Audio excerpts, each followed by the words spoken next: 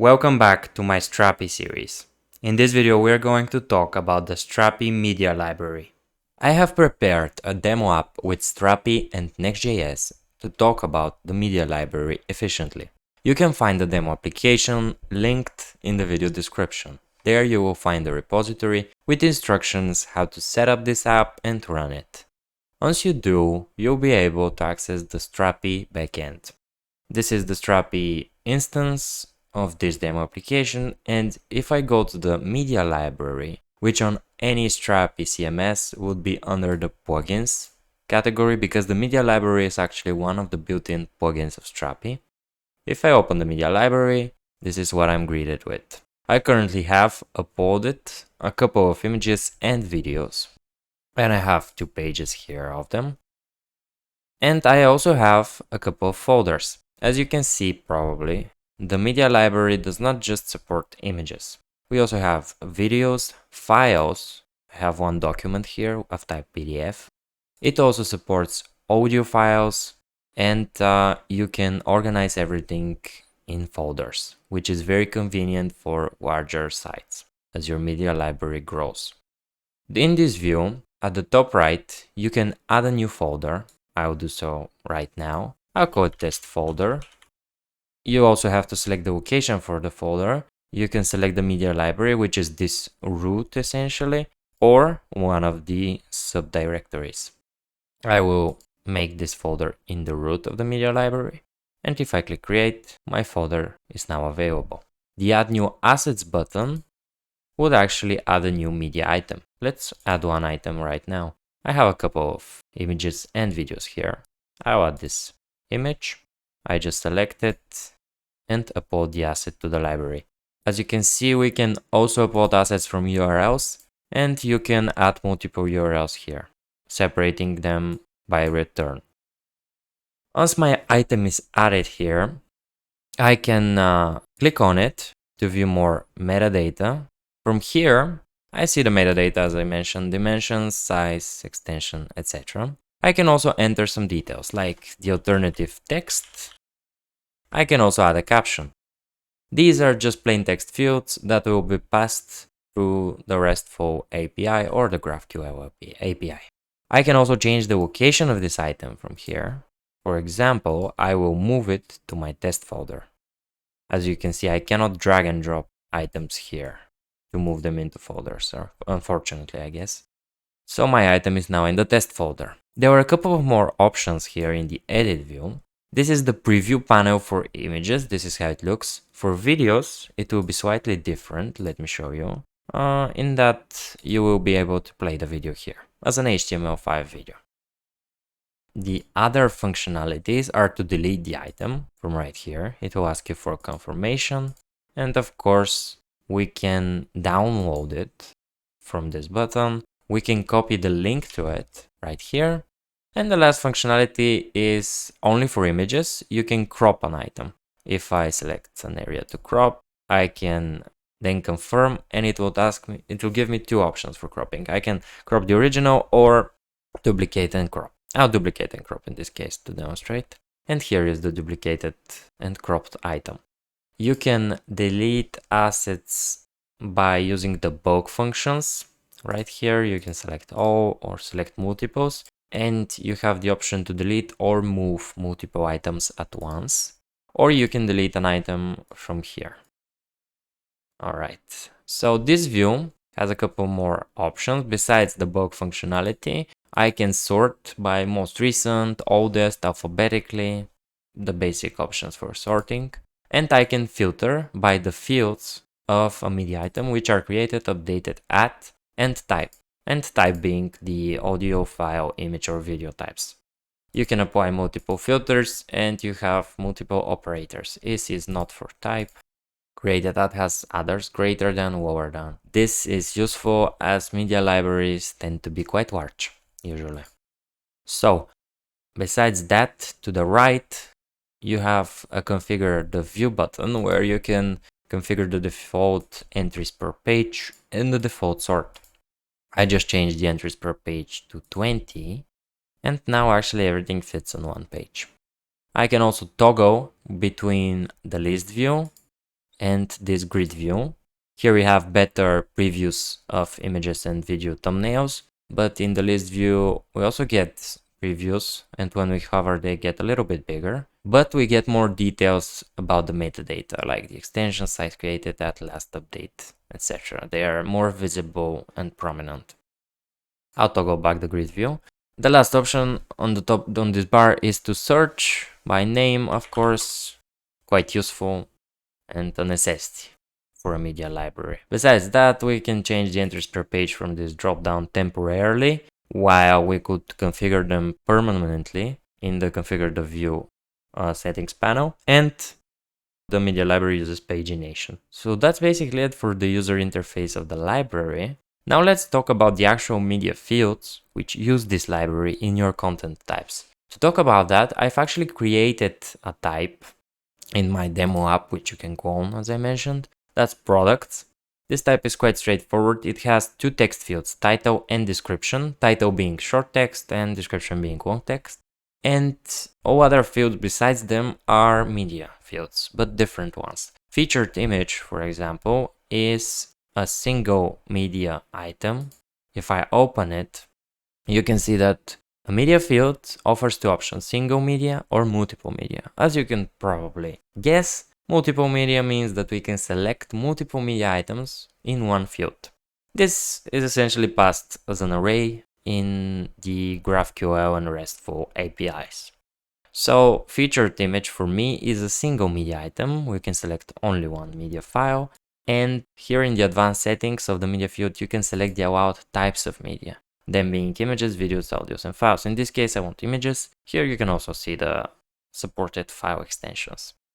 So this field is essentially a single image, and it's called featured image. Quite straightforward. Carousel media, this field, is more interesting because it's a multiple media file.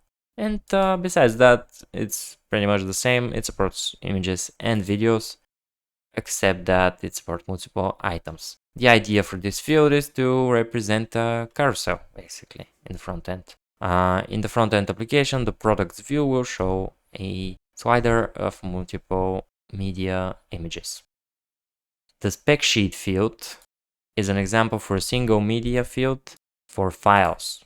Here I wanted to demonstrate how a field works when you upload a document like a PDF. And lastly, we have a video field that allows a single video file. Quite straightforward. You'll see that they have pretty much the same structure, but I wanted to demonstrate some minor differences when you change the file type. If I go to the content manager, I already added 3 product items, just example ones. You can see I have called them laptop, smartphone, smartwatch, just sample products. If I open each one of them, for example, laptop, I have attached some images and files here. Besides the textual fields, which we don't care about, here's the featured image field. And we currently have a selected image, but by default, if I delete this, by default, it will look like this. You can click to select an asset or drag and drop an asset into it. If I click to select an asset, I can choose an asset from this panel. As this is a single media item, I cannot select 2 items. I can only select one. When I select it, I now have a preview of it. The document and video fields work exactly the same way, no difference in the user interface or the selection process, except of the allowed document, the allowed media item types that you can actually select for the field. This is how a multiple media item field works. In the preview, you get some slider carousel where you can go over the selected images. If I delete all of them right now, you will see that it looks exactly like the other media item fields by default. But if I click on it, I'll be able to select multiple items. Let's select some images of laptops. Right here, I've selected 5. And if I click finish, I get all of them. Now, this order right now is as they are in the media library. If I want to change the order, I can just click add. From this add button, you can add more items, but you can also, here in the selected files view, drag and drop the items to reorder them, which I'll do right now. Here we go.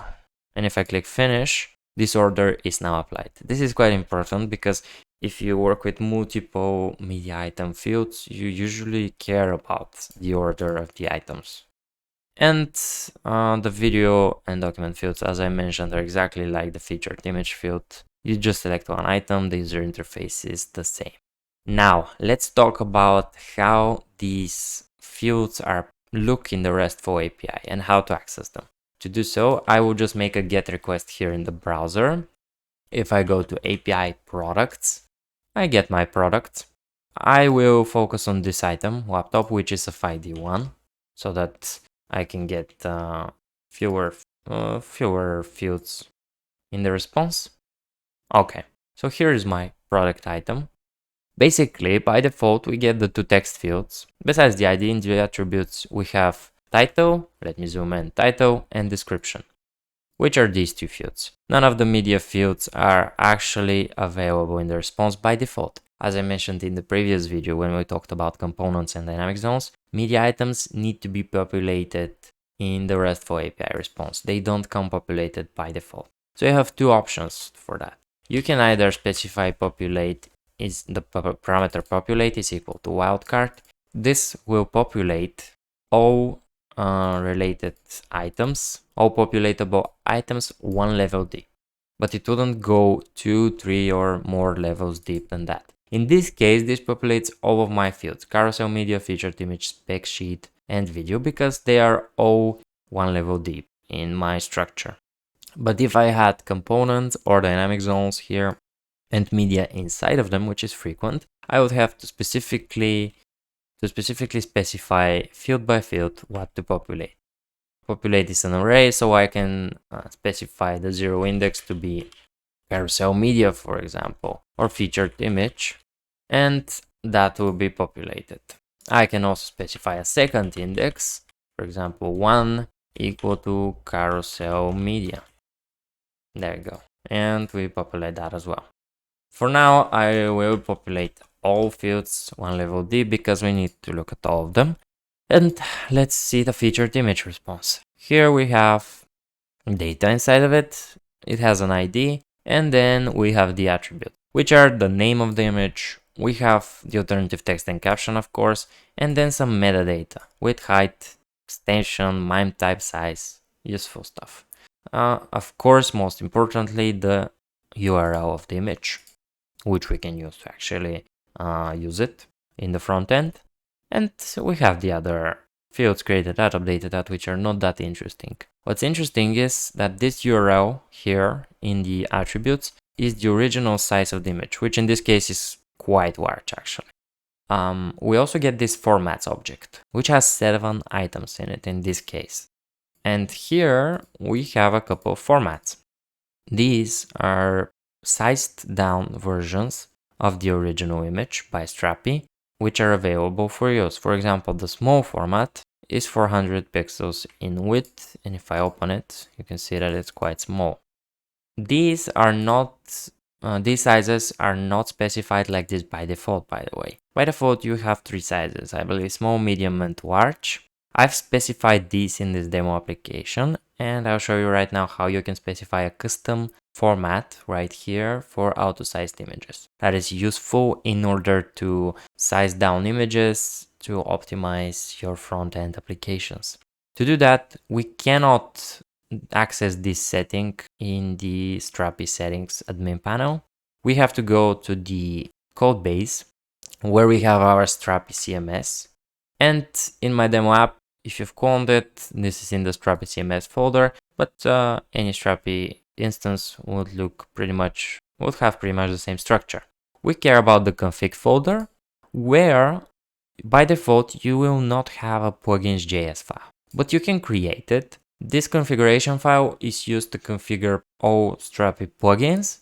Here we just have to export with common.js an object, and in this object we specify plugins one by one. In this case, this is called the upload plugin, and we can specify a config object inside each plugin, which accepts different properties. In this case, the configuration is called breakpoints, and we can specify the breakpoints at which the media library should generate size down image formats. And here we also specify the name of the format. You can add as many as you want, and they are very useful because you can optimize your front ends, as I already mentioned. One other note, if we go to settings, we have a media library section with a few options. And in order to generate these formats right here, we have to enable responsive friendly upload. This is exactly what this option is for. As it says beneath it, enabling this option will generate multiple formats, which are by default small, medium, and large. If you change these options, they will apply to the next uploaded image. The formats are generated when you upload a new media item. Here we have a couple of more options, by the way. Let's explore them. Size optimization will automatically optimize the images and slightly reduce quality. In general, you shouldn't notice the reduced quality. It shouldn't be obviously visible. So this is turned on by default. It's a good practice to have it turned on to keep the media library size small and the actual transfer size small. Auto orientation, this is turned off by default in Strapi. This will automatically rotate the image based on the metadata EXIF orientation tag. You can turn it on if you want, it's just an extra feature. Now let's go back to the API response. We have a couple of formats as I mentioned. Each of these formats has similar properties to the general attributes. We have a different URL where the format name is the prefix, for this example, small, and then the name of the image. And we also have the extension MIME type and width and height of the specific format. Alright, so this is the single media item field. The multiple media item fields are pretty much the same, the only difference being, as you can see that in data we have an array which contains the same object of images, their formats, URLs, the only difference being that we have an array of images instead of a single image item. Well, if we go to spec sheet, which is our PDF document, let me go back to the laptop item we're looking at. This is our PDF document. It is exactly the same in structure, the only difference being it has fewer fields. For example, we don't have format, width, height, but we still have the MIME type, file size, and the URL where we can download or open the document. In this case, it opens because it's PDF and Chromium supports PDFs. And let's also take a look at the video. Pretty much the same case, fewer fields than images. We have the type and a link to the video, its URL. And that's how the API responses look. Let's now take a look at how you can integrate that in Next. I won't go too much in depth, but I have prepared a Next.js application to represent the product site. Right here, let me open the front end of it. It's already running. The idea is just to represent this content in a front end, just to demonstrate how you would integrate that with the RESTful API. So the homepage shows these product items in a grid. I use the featured image field for this card and the title. If I open each product, we have a couple more media fields. First of all, I use the carousel media to generate this CSS only carousel with the CSS scroll snap. Essentially, I just show the images in carousel media. I show the description field, that's not interesting. And then we have the overview video embedded as an HTML5 video right here. And the download spec sheet button right here will download this spec sheet document. In this case, it opens it because it's a PDF. And let's see how that is implemented in the code. Again, I won't go too much in depth on Next.js Next.js specifics. I want to focus on Strapi and integration. So this is the home page view. Of course, I make a fetch request, and here is my RESTful parameters. I will just copy it and make the same request in the browser. Here it is. I essentially query products to get all products. There are only 3. And I select specific fields from that. I only want ID fields is an array, so index 0 is ID, title, and I populate featured image. So I just select the ID field, the title field, and featured image, which is right here, because these are the only 3 fields I need in my homepage grid. That is a good practice. Generally, you should attempt to only request fields that you need to limit the RESTful response size. In general, it's good practice for performance. After I get my data with the fetch request, I have this markup here. Essentially, I just create this static headline, then this grid in a div, and I map through each product, and I create this cart component for each product that uses its ID image. I use the product ID to create the actual URL, the actual href, because the ID is used as swag, we'll see that later, and I output the title beneath that. Quite straightforward. The details page is more interesting. I have it here as a dynamic route in the root called swag. And if I open the page.js file, we have a generate static params function in order to generate statically each of the pages at build time. And the generate static params uses the ID of the item for the swag. So here I just have to return an array of swags basically. And I do that by making a fetch request to the products API. And I just request the ID field because that's all I need. Then I map this data array and I return the ID as the swag for each item. So this will generate my 3 product routes, 1, 2, and 3 right now.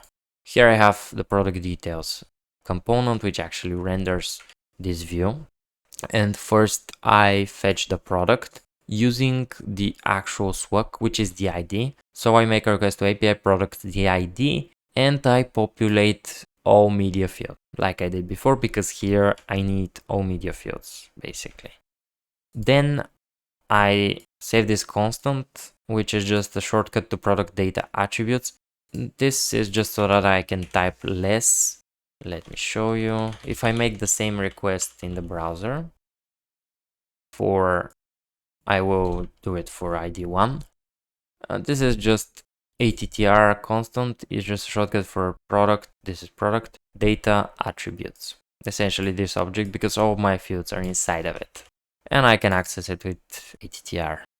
So first I output the title, that's not interesting. This is the title right here. Then carousel media field. I check with the ternary operator if carousel media, that is this object right here, is truthy, so that I can check if it's not undefined or no. And if it is available, I render this div, which is essentially a wrapper for my slider. Then I check, I actually map through each data item in the carousel media. Right here, it's an array of media fields. I map through each item. And for each item, I output a div and an image inside of it. And I use the slider attribute formats, the large format URL, essentially, right here. If I go to formats, I have the large format, this size right here. All right, the next field is just the description, that's not interesting, a plain text field, the video. The overview video, I again check if it's available, and if it is, I output an HTML5 video with controls enabled, and I add a single source, and that source is the data attributes URL. Here I can actually not hardcode video MP4, I can use the MIME type. Yeah, that would be the proper way to do it, to use attributes, video, data attributes, MIME. This way, if a video is not MP4, it will still work. That's very important actually. And lastly, we check if the spec sheet field, this field right here, is available and defined, and if it is, I create an anchor tag with target blank that links to the URL of the sheet. And that's this button right here. And it opens the test PDF document attached to this content item in Strapi. So that's how you that's an example for integrating media fields in Next.js from Strapi. With this, I'll wrap today's video. Don't forget to subscribe to get notified when the next video in the series is released. Take care.